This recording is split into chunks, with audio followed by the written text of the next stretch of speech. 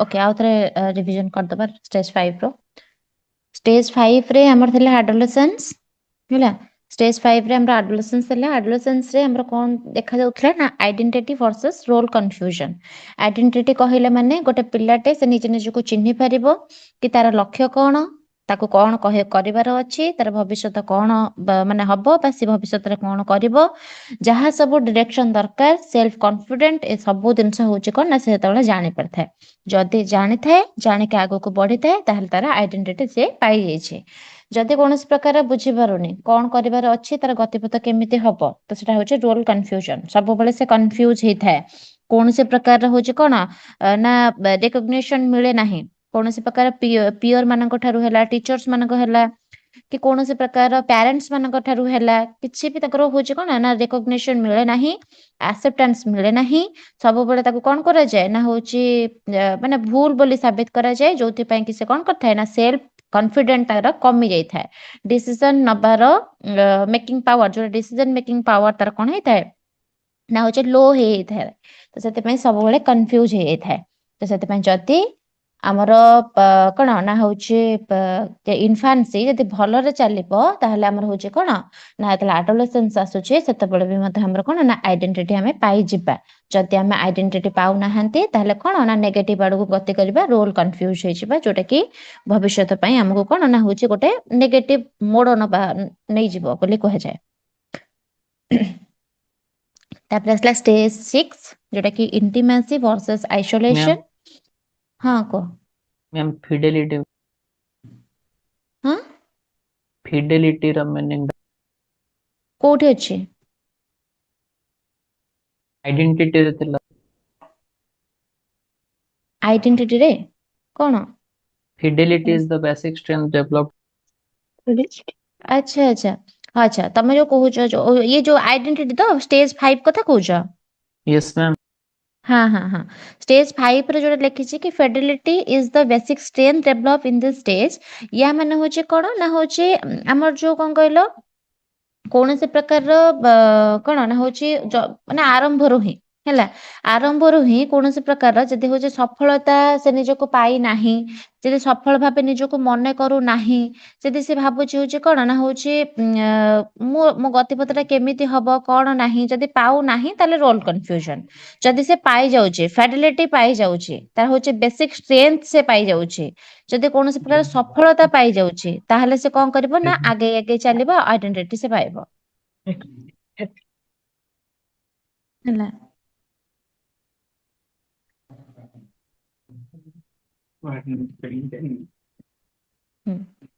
ତାପରେ ଆସୁଛି କଣ ସ୍ଟେଜ 6 ହେଲା ମ୍ୟୁଟ କର ସବୁ ସ୍ଟେଜ 6 ରେ ସେ କହିଛି ଇଣ୍ଟିମାସି ଭର୍ସେସ ଆଇସୋଲେସନ ଏଥିରେ କଣ ଲେଖିଲା ନା ହଉଛି love is basic strength develop in this stage ତ ଇଣ୍ଟିମାସି ରେ ତାଙ୍କର କଣ ହୁଏ ନା ହଉଛି ଲଭ୍ ହେଲା ମାନେ ଭଲ ପାଇବା ହେଉଛି ହିଁ ତାଙ୍କର ବେସିକ ଷ୍ଟ୍ରେନ୍ଥ ଯଦି ଆମେ କଣ କରିବା ନା ଏଇ ଷ୍ଟେଜରେ ଇଣ୍ଟିମାସି ତାଙ୍କର ସଫଳ ଭାବରେ ହୋଇଥାଏ ବା ସଫଳ ଭାବରେ ଡେଭଲପ ହେଇଥାଏ ତେବେ ସେ କଣ କରିବେ ନା ହଉଛି ତାଙ୍କର ଷ୍ଟ୍ରେନ୍ଥ ତାଙ୍କୁ ମିଳିଯିବ ଯେମିତି କି ଲଭ୍ ରେ ଯେମିତି କି ଇମୋସନାଲ କ୍ଲୋଜନେସ ଆସିବା କମିଟମେଣ୍ଟ ଦବା ଏସବୁ କଣ ନା ଟ୍ରଷ୍ଟ ସହିତ ହିଁ ରିଲେସନସିପ ଗଢିବାର କ୍ଷମତାକୁ ବଢାଇଥାଏ ଯେମିତି କୁହନ୍ତିନି କି ହଉଛି ଗୋଟେ ଲଭ୍ ରେ ଜଣେ ଆସିଲା ପରେ ସେ କଣ ହେଇଥାଏ ନା ହଉଛି ତାର ସେଇଟା ହିଁ ତାର ଷ୍ଟ୍ରେନ୍ଥ ବୋଲି ମନାଯାଏ ସେଇ ଷ୍ଟେଜ ରେ ସେ ଭାବିବ କି ହଁ ମୋ ଭଲ ପାଇବା ମୋ ପାଖରେ ଅଛି ତ ସବୁ ଯାକ ଆଉ କିଏ କୁଆଡେ ନଥିଲେ ବି ଚଳିବ ହେଲା ତ ଏଇଟା ତାର ଯୋଉ ଭଲ ପାଇବାର ଯୋଉ କମିଟମେଣ୍ଟ ହେଇଗଲା ଇମୋସନାଲ କ୍ଲୋଜନେସ ହେଇଗଲା ଲଭ୍ ହେଇଗଲା ଏ ସବୁ ଯାକ ତାକୁ କଣ ନା ଟ୍ରଷ୍ଟ ବିଲ୍ଡ କରିବାରେ ହେଲ୍ପ କରେ ଆଉ ଗୋଟେ ରିଲେସନସିପ ଗଢିବାରେ ହେଲ୍ପ କରେ ଯୋଉଟା କି ଯଦି ଭଲ ଭାବରେ ଚାଲୁଛି ସେଟା ହଉଛି ଇଣ୍ଟିମାସି ହେଲା ତାପରେ କହିଛି ଦେୟାର ଥିଙ୍କିଙ୍ଗ ବିକମ୍ସ କ୍ଲିୟର ତ କଣ ଦେୟାର ଥିଙ୍କିଙ୍ଗ ବିକମ୍ସ କ୍ଲିୟର ୟା ମାନେ ହଉଛି ଏଇ ଷ୍ଟେଜରେ ଆମର ୟଙ୍ଗ ଆଡଲ୍ଟର ଥିଙ୍କିଙ୍ଗ କ୍ଲିୟର ଆଉ ମ୍ୟାଚୁର ହେଇଯାଇଥାଏ ହେଲା ପୁରା କ୍ଲିୟରଲି ତାଙ୍କର ହଉଛି ଥିଙ୍କିଙ୍ଗ ପାୱାର ଟା ଡେଭଲପ ହେଇଥାଏ ଆଉ ମ୍ୟାଚୁର ଲେବୁଲର ହେଇଥାଏ ସେ ନିଜ ଆଇଡେଣ୍ଟିଟି ନିଜର ଗୋଲ ତାଙ୍କର ଲାଇଫ ପ୍ରାୟୋରିଟିଜ ଏ ସବୁ ବିଷୟରେ ସ୍ପଷ୍ଟ ଏମାନେ ଥାଆନ୍ତି ମତେ ଆଗକୁ ୟା ସହିତ ରହିବାର ଅଛି ୟା ସହିତ ଏଉଠୁ କଟଅଫ ହବାର ଅଛି ଯଦି ଆ ସହିତ ଆଗକୁ ବଢିବାର ଅଛି ତାହେଲେ ମତେ କଣ କଣ କରିବା ପାଇଁ ପଡିବ ତ ଏଟା ସବୁବେଳେ ସେ କଣ ମ୍ୟାଚୁଅରଲି ସେମାନେ ଏସବୁ ଜିନିଷକୁ ହ୍ୟାଣ୍ଡେଲ କରିଥାନ୍ତି जदि इंटिमेसी जाउछि पॉजिटिव सेंस रे जाउछि ताहेले तांका थिंकिंग पावर टा क्लियर रुहे मैच्योर रुहे से माने आइडेंटिटी पाई जाय थांते तांका गोल सेट कर दे थांते और लाइफ रो प्रायोरिटीज विषय रे पूरा स्पष्ट थांते हैला क्लियर थांते इमोशनली से माने डिसीजन मध्य कोन ना लॉजिकल और रियलिस्टिक भाबरे नेबा को सिखि जानते म्यूट करो सब ହେଲା ଇମୋସନାଲି ସେ ଡିସିସନ ନେଇ ପାରନ୍ତି ମାନେ ଯେ କହନ୍ତି ନାଇଁ କହୁଛି ସେ ଇମୋସନାଲ ଡିସିସନ ନଉଛି କିଛି କୌଣସି ପ୍ରକାର ଲଜିକାଲି ଭାବୁ ନାହିଁ ରିଏଲିଷ୍ଟିକ କୁ ଆସୁ ନାହିଁ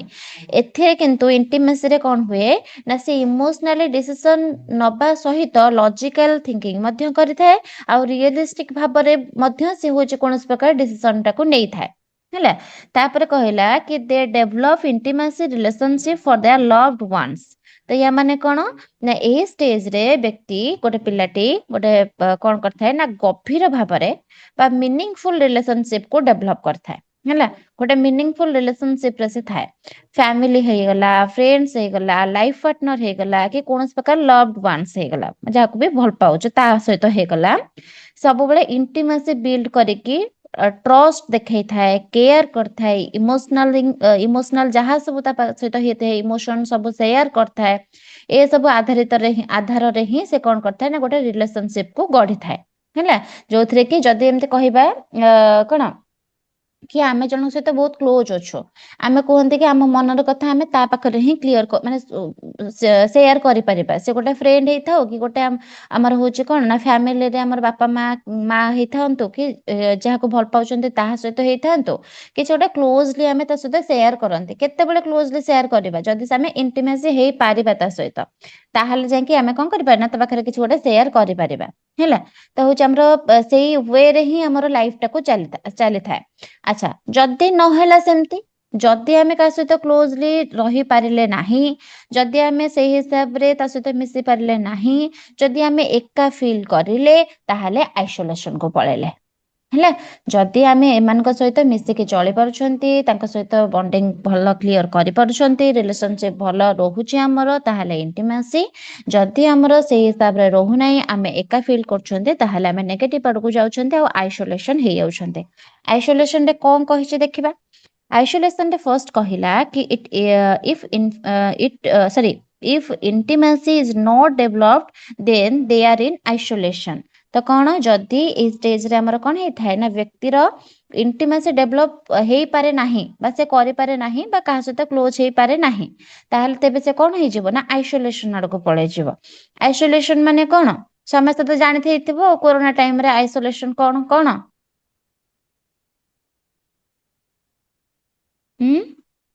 आइसोलेशन लोनलीनेस हैला तो आइसोलेशन कहला माने कौन प्रकार लोनलीनेस तो एठी हमर कोन कहउची ना इमोशनल लोनलीनेस हमर कौन प्रकार अन्य मानक सहित यदि गभीर रिलेशनशिप आमे गढ़ी पारु नाहंती गढ़ीबारे असमर्थ होउछंती ताल ताको आमे कोन कहउछंती ना इमोशनल लोनलीनेस बोली आमे कहउछंती तो तापर देछि कि दे गेट डिस्कैर्ड और separated from their parents and relatives तो इंटिमेसी कौन होता है ना डेवलप जदि न हुए तो व्यक्तिर पेरेंट्स सहित हो तार रिलेटिव सहित हो तार क्लोज पीपल सहित हैला तो आइसोलेशन कौन कहला ना होची दे गेट डिस्कैर्ड और separated from their parents and relatives या माने होची कोन ना होची इंटिमेसी जदि डेवलप तार न होची ताल तार पेरेंट्स सहित रिलेटिव सहित बा क्लोज पीपल जो माने थांते से मानक ठारू कोन ना सी इमोशनल भाबरे दूरे जाई थांते हैला से अलग हेई जाई थांते बा रिजेक्टेड हेबा बा मिसअंडरस्टूड हेबार फीलिंग तांको भीतर अनुभव कर थांते जेमते कि तमे जदि आमे देखिबा रियल लाइफ एग्जांपल नै कि देखिबा ताले आमे कोन ना जण को बहुत क्लोज भाबुचंती गोटे फ्रेंड को बहुत क्लोज भाबुचंती ता पाखरे आमे सब कथा शेयर करले आ से भी आम कथा बुझी पारला ताहले हमर कोन ता सहित गोटे क्लोज रिलेशनशिप बिल्ड हैला हमर इंटिमेसी आसी गला ता सहित आमे क्लोजली मिसी पारिले सब कथा शेयर करि पारिले क्लियरली गोटे कोन ना बॉन्डिंग टे डेवलप करि पारिले जदि कौन हम ना कौन से प्रकार गोटे किए गोटे तार ना रे आसिक मत कहीदेला कि अरे से तो पाखे सीना भलसे कथा होची किंतु से तो ना रे मते परे कहूची तो आमे सेठी कौन कले ना मिसअंडरस्टैंडिंग क्रिएट हैला ଆମେ ତାକୁ ଆଉ କଣ ନା ବିଶ୍ୱାସ କରିପାରିବା ନାହିଁ, ତାକୁ ଆମେ କୌଣସି ପ୍ରକାର କଥା ସେୟାର କରିପାରିବା ନାହିଁ। ତ ଆମେ କଣ କରିବା ନା ଇମୋସନାଲି ପୁରା ଲୋନଲିନେସ୍ ଫିଲ୍ କରିବା। କାହିଁକି କାହିଁକିନା ଆମେ ଏତେ ବିଶ୍ୱାସ ଯେତେ ଯାକ କରିଥିଲୁ ସିଏ ଆମକୁ କଣ କଲା ନା ହଉଛି ଧୋକା ଦେଇଦେଲା। ହେଲା, ତ ଆମେ କଣ କରିବା, କୁଆଡକୁ ପଳେଇବା ନା ଆଇସୋଲେସନକୁ ପଳେଇବା, ଏକା ଫିଲ୍ କରିବା, ଅଲଗା ହେଇଯିବା, ଇମୋସନାଲି ଡିଆଟାଚ୍ ହେଇଯିବା ତାଠାରୁ। ହେଲା, ତ ଏଟା ହଉଛି ମିସଅଣ୍ଡରଷ୍ଟାଣ୍ଡିଂ ପାଇଁ ବି ହେଇପାରେ, କୌଣସି ପ୍ରକାର ଫିଲିଂକୁ ହର୍ଟ କରିବା ପାଇଁ ବି ହେଇପାରେ, କୌଣସି ପ୍ରକାର ରିଜେକ୍ସନ ପାଇଁ ବି ହେଇପାରେ। ହେଲା, ଏଟା ଆଇସୋଲେସନ। ବୁଝିପାରିଲ? ତାପରେ ଆସିଲା 7 ନମ୍ବର ଷ୍ଟେଜ, ଯୋଉଟା କି ଅଛି କଣ ନା ହଉଛି ଜେନେରେଟିଭିଟି ଭର୍ସେସ ଷ୍ଟାଗ୍ନେସନ। ତ ଏଟା କଣ କହୁଛି, ଜେନେରେଟିଭ କହୁଛି କି the basic strain developed is care। ହେଲା,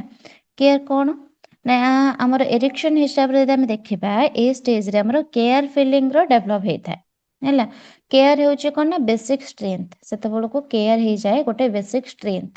କେୟାର ମାନେ ହେଉଛି କଣ ନା ଅନ୍ୟମାନଙ୍କ ପ୍ରତି କୌଣସି ପ୍ରକାର ଦାୟିତ୍ୱବାନ ହେବା, କାହା ପାଇଁ ଭଲ ପାଇବା ଦେଖେଇବା, ଭଲ ପାଇବା ପ୍ରତି କନସର୍ନ ହବା। ତ ଗୋଟେ କୌଣସି ପ୍ରକାର ବ୍ୟକ୍ତି ଫ୍ୟାମିଲି ହେଇଗଲା, ଚିଲଡ୍ରେନ ହେଇଗଲା, ଷ୍ଟୁଡେଣ୍ଟ ହେଇଗଲେ, କି କୌଣସି ପ୍ରକାର ସୋସାଇଟି ହେଇଗଲା, କି ଆମର ନେକ୍ସଟ ଜେନେରେସନ ପାଇଁ ଆମେ ଯଦି କୌଣସି ପ୍ରକାର କଣ କେୟାର କରିବାକୁ ଆଗ୍ରହୀ ଆମେ ହୁଅନ୍ତି, ତ ଏ ସବୁ ଯାକ ହଉଛି କଣ ନା ହଉଛି କେୟାରରେ ଯିବ। ଆଉ ସବୁ ଯାକ ବେସିକ ଷ୍ଟ୍ରେନ୍ଥ ଆମର ଡେଭଲପ ହେଇଥାଏ। ଆମେ ସବୁବେଳେ କଣ କରନ୍ତି ନା ହଉଛି ଯେତେବେଳେ ସବୁ କାମ ସରିଗଲା, ଆଉ ପଢାପଢି ସରିଗଲା, ମାନେ ବିବାହ ସରିଗଲା, ତାପରେ ଆମେ କଣ ଭାବନ୍ତି କି ହଉଛି ଆମେ କେମିତି ଆମ ପିଲାଙ୍କ ପ୍ରତି କେମିତି ଦାୟିତ୍ୱବାନ ହବା, ଫ୍ୟାମିଲି କେମିତି ଚଳିବ ତା ପ୍ରତି ଭାବିବା। ଷ୍ଟୁଡେଣ୍ଟସ୍ ମାନେ ଯେମିତିକି ଯୋଉମାନେ ସବୁ ଟିକେ ଏଜ୍ର ଅଛନ୍ତି, ଯୋଉମାନେ ସବୁ ଟିଚର ମାନେ, ସେମାନେ ସବୁ କଣ ଭାବେ କି ଆମ ଷ୍ଟୁଡେଣ୍ଟ ମାନଙ୍କୁ କେମିତି କଣ ମୁଁ ସେ ଆଗକୁ ଯିବେ ତାଙ୍କ ପାଇଁ ଭାବିବି,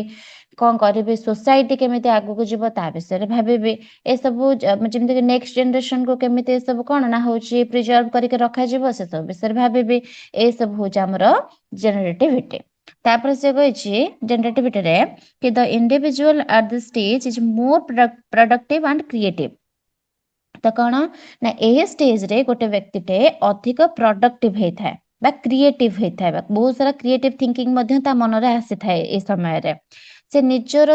ୱାର୍କ ସହିତ, ନିଜ ପ୍ରଫେସନ ସହିତ କିମ୍ବା କୌଣସି ସୋସିଆଲ ରୋଲରେ, ହେଲା, ସୋସିଆଲ ରୋଲରେ ଭଲ ପରଫର୍ମାନ୍ସ ଦେବାକୁ ବି ଚେଷ୍ଟା ସେ କରିଥାଏ। ଯଦି କୌଣସି ପ୍ରକାର ଚାକିରି କରୁଛି, ସେଭଳି ଭାବିବ କଣ ନା ମୋର କେମିତି ପ୍ରମୋସନ ହବ, ମୁଁ କେମିତି ଭଲ କାମ କରିବି, ମୁଁ ଆଗକୁ ବଢିବି। ହେଲା, ତାର ପ୍ରଫେସନରେ ହେଇପାରେ, କୌଣସି ପ୍ରକାର ୱାର୍କରେ ହେଇପାରେ, ସୋସିଆଲ ରୋଲରେ ହେଇପାରେ, କିଛି ପ୍ରକାର ପରଫର୍ମାନ୍ସରେ ବି ହେଇପାରେ। ସବୁବେଳେ ସେ କଣ କରିବ ନା କ୍ରିଏଟିଭ ବା ପ୍ରଡକ୍ଟିଭ ୱାର୍କ କରିବାକୁ ଚେଷ୍ଟା କରିଥାଏ ଏଇ ଷ୍ଟେଜରେ। ହେଲା, ତାପରେ କହିଛି କି they want to create or generate something new. ତ ଜେନେରେଟିଭିଟିର ମୁଖ୍ୟ ଅର୍ଥ ହେଉଛି କଣ ନା କ୍ରିଏଟ କରିବା କିଛି। ହେଲା, କୌଣସି ପ୍ରକାର କ୍ରିଏଟ କରିବା ବା ହଉଛି ଜେନେରେଟ କରିବା। ଜେନେରେଟିଭିଟିରୁ ଆମର ଆସିଲା ଜେନେରେଟ, କିଛି ଗୋଟେ ନୂଆ କରିକି ଜେନେରେଟ କରିବା ବା କ୍ରିଏଟ କରିବା ଏଇ ଷ୍ଟେଜରେ ତାଙ୍କର ମୁଖ୍ୟ ମାନେ କଣ ଅର୍ଥ ବୋଲି କହିପାରିବା, ମୁଖ୍ୟ କାମ ବୋଲି ବି କହିପାରିବା। ତ ଏଇ ଷ୍ଟେଜରେ ବ୍ୟକ୍ତି କଣ କରିଥାଏ ନା ନୂଆ କିଛି କ୍ରିଏଟ କରିବାକୁ ସବୁବେଳେ ଚାହିଁଥାଏ। ଯଦି ଆମେ ନୂଆ କରି କିଛି କ୍ରିଏଟ କରୁଛି, ଯଦି ସେଥିରେ ସକ୍ସେସ ହଉଛି, ତାହେଲେ ସେଟା ହଉଛି କଣ ନା ହଉଛି ତାର ପଜିଟିଭରେ ଗଲା, ଯୋଉଟା କି ଜେନେରେଟିଭିଟି ଆମେ କହିପାରିଲେ। ଆଚ୍ଛା, ଷ୍ଟାଗ୍ନେସନ ପୁଣି କଣ? ଷ୍ଟାଗ୍ନେସନରେ ଦେଲା if they cannot innovate or be creative then they develop stagnation। ଯଦି ଆମର କୌଣସି ପ୍ରକାର ଏଇ ଷ୍ଟେଜରେ ଇନୋଭେଟିଭ ଆଇଡିଆ ସେ କ୍ରିଏଟ କରିପାରିଲା ନାହିଁ, କୌଣସି ପ୍ରକାର କିଛି କ୍ରିଏଟିଭ ଥିଙ୍କିଂ ତାର ଆସିଲା ନାହିଁ ବା କ୍ରିଏଟ କରିପାରିଲା ନାହିଁ ବା ଜେନେରେଟ କରିପାରିଲା ନାହିଁ, ତେବେ ସେ କଣ ହବ ନା ତାର ଷ୍ଟାଗ୍ନେସନ ଡେଭଲପ ହେଇଯିବ। ଷ୍ଟାଗ୍ନେସନ କଣ ନା ଷ୍ଟାଗ୍ନେସନ ମାନେ ହଉଛି ଗ୍ରୋଥ ସେଇଠି ଅଟକି ଯିବ। ହେଲା, ଜୀବନ ସେ ନିରାଶ ହେଇଯିବ, କହିବ କି ହେ ମୁଁ ମୋ ଲାଇଫରେ କିଛି କରିପାରିଲିନି। ହେଲା, ଜୀବନ ପୁରା ନିରାଶ ଲାଗିବ, ଗୋଟେ କଣ ନା ହଉଛି ସେଲ୍ଫ ସେଣ୍ଟର୍ଡ ହେଇଯିବ କି ହଁ ମୁଁ ଯାହା କରୁଛି ଖାଲି ମୋ ନିଜ ପାଇଁ ଯାହା ଯାହା କରିଛି ଆଉ କାହା ପାଇଁ କିଛି ବି ମୁଁ କରିନି। ପୁରା ଷ୍ଟାଗ୍ନେସନ ଫିଲ୍ କରିବ, ଆଉ ମାନେ ସେ ଏକା ଫିଲ୍ କରିବ କି ହଁ ମୁଁ କିଛି ବି କରିନି, ନିରାଶ ହେଇଯାଇଛି ମୁଁ। ହେଲା, ନିରାଶ ହେଇଯାଇଛି ବୋଲି ସେଟା ଫିଲ୍ କରିବ। ଯଦି କୌଣସି ପ୍ରକାର ଜେନେରେଟ କରିପାରିଲା ନାହିଁ, ଯଦି କୌଣସି ପ୍ରକାର ସେ କିଛି ଡେଭଲପ କରିପାରିଲା ନାହିଁ, କ୍ରିଏଟ କରିପାରିଲା ନାହିଁ କିଛି ନୂଆ କରିକି, ହେଲା, ତାର ହଉଛି ଆଗାମୀ ଯୋଉ ପିଢି ଆସୁଛନ୍ତି ତାଙ୍କ ପାଇଁ କିଛି ସେ ପ୍ରିଜର୍ଭ କରିପାରିଲା ନାହିଁ, କି ତା ଛୁଆ ପିଲାଙ୍କ ପାଇଁ କିଛି ଯଦି କରିପାରିଲା ନାହିଁ, ତ ସେ ସବୁ ଯାକ पळेब स्टाग्नेशन को जदि करिछि खुशी अछि ताले जनरेटिविटी रे रहिला हैला तापर लास्ट स्टेज 8 नंबर स्टेज कोन देछि इंटीग्रिटी वर्सेस डिस्पेयर कौन अच्छे देखिबा इंटीग्रिटी रे कहला कि wisdom is the basic strength develop in this stage तो कौन ना हमर एरिक्सन कहउचंती कि एटा होच हमर फाइनल स्टेज फाइनल स्टेज रे जदि हमर इंटीग्रिटी सक्सेसफुली डेवलप हुए तबे हमर कौन ना विजडम हेउच गोटे स्टेज रो बेसिक स्ट्रेंथ गोटे विजडम जोटा इच्छा हैला विजडम माने होच कौन ना जीवन को गभीर भाबरे बुझिबा जीवनर सफलता और असफलता दुही को आमे कौन करबा ना ग्रहण करिवार क्षमता जदि रखिबा तो सेटा होउची हमर कोन ना विजडम तो जेमति कि वृद्ध व्यक्ति माने निज जीवन प्रति संतुष्ट जेमति रहिबे जेमति से भाबिबे कोन ना होउची मो लाइफ रे जहा जहा हेची एते वर्ष मु होउची कोन ना होउची लाइफ को देखि सारलेनी आ जहा धर भलो हेची ताको भी एक्सेप्ट करिवे जहा खराब हेची ताको भी एक्सेप्ट करिवे नुह के जहा भलो हेची ताको एक्सेप्ट करिके खराब जहा हेची ताको यदि मन रखिके सब बळे दुख रे रहि जिवे कि मु एटा करदेली एटा एथि पई मु सब बळे दुख प्रकाश करूची एटा मो जीवन रे पूरा होची कोन ना होची दुख गोटे रहि गला एटा को से कोन करिवे ना एक्सेप्ट करिवे हां एटा असफलता एटा किछि हेची एटा होची कोन ना सफलता हेची तो लास्ट बेलू जत बळे आसिकी लास्ट ईयर रे पहुंच जानती मनीष सेतले से भाबंती कि होची मु कोन कोन कौन ना हूँ माने कौन कौन पाइली कौन कौन हरेली आ जहा जहा पाइली सेटा को भी एक्सेप्ट करेंगे जहा जहा हरेले ताको भी एक्सेप्ट करेंगे हाँ ठीक अच्छे बोले जदि पॉजिटिवली एक्सेप्ट करूचंती आ सेथिरे से माने संतुष्ट रहउचंती ता होची इंटीग्रिटी हैला तापर कौन कहिछि सेथिरे ना ऑल द पॉजिटिव पर्सनालिटीज और child from stage 1 to stage 8 is integrated तो ये स्टेज रे हमर व्यक्तिर समस्त पॉजिटिव पर्सनालिटी सब कौन ट्रेट थाए केमती जेमति कि जेपरि हमर होप हे गला विल हे गला पर्पज हे गला हमर कॉम्पिटेंसी हे गला लव हे गला केयर हे गला ए सबु जति पूर्व स्टेज जो 7 स्टेज हमें पढ़िले पूर्व स्टेज रे यदि डेवलप होइथिबो ए सब गुणर ताहले हमर कोन हबो ना लास्ट स्टेज रे हमें कोन करबा ना इंटीग्रेट फील करबा आम हूँ एका साथी सब जाक यहाँ इंटीग्रेट होता है आम लाइफ टा भल सबुथ पॉजिटिव चली लास्ट स्टेज रे आम सबुथ इंटीग्रेट कले कि हाँ आमे सबुथ लव पाई आम पर्पज जहाँ थिला लाइफ रे गोल जहाँ सेट करते आम पर्पज भलसे लिभेइछंती आम केयर पाई केयर देखई आम जहाँ सब होप थिला जहाँ आम फैमिली से सब की भल लिभेइछंती आम पर्सनालिटी को भल भाव में पॉजिटिवली आम डेवलप करिसेंती आम विल पावर जहाँ सब थिला से सब भल भाव में चली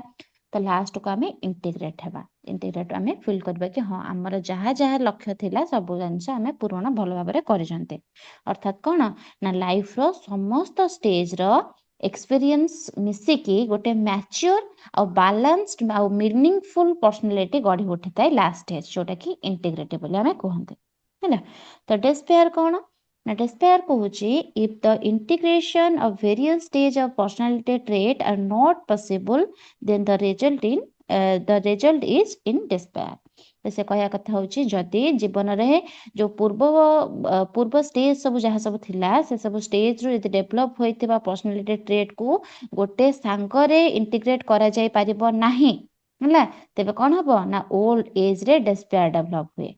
डिस्पेयर माने कोन ना गभीर असंतोष पश्चाताप होपलेसनेस बा भावना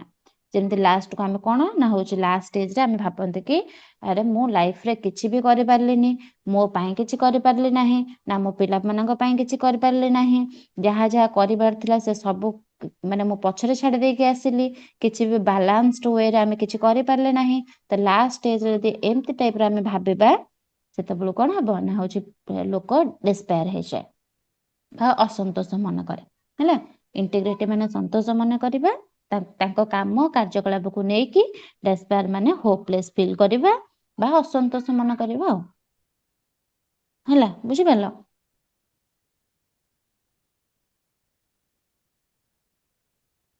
हम एज पीरियड मेंशन है नी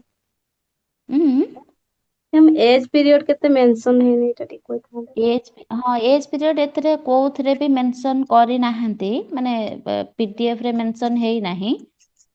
ତମକୁ ଗୋଟେ କାମ କରିବେ, ମୁଁ ତମର ଯୋଉ PDF ଯୋଉ ସାର୍ ଦେବେ, ମୁଁ ଗୋଟେ ପେଜରେ ଏଇଟାକୁ ସର୍ଟରେ ଲେଖିଛି ହେଲା, ଯୋଉ 8ଟା ଷ୍ଟେଜ ଅଛି, 8ଟା ଷ୍ଟେଜରେ ମୁଁ ତାକୁ ସର୍ଟ କରିକି ଲେଖିଛି କି କୋଉଟା କୋଉ ଷ୍ଟେଜରେ ଆକ୍ଚୁଆଲି ଯିବ। ଯେମିତିକି ତମକୁ ଏତେ ଗୁଡେ ଜିନିଷ ପଢେଇଲି, ଗୋଟେ ଗୋଟେ ଷ୍ଟେଜରେ ଏପଟରେ ଆସିଲା ଆମର କଣ ନା ହଉଛି ଗୋଟେ ପଜିଟିଭ ସେନ୍ସରେ ଆସିଲା, ସେପଟେ ଗୋଟେ ନେଗେଟିଭ ସେନ୍ସରେ ଆସିଲା।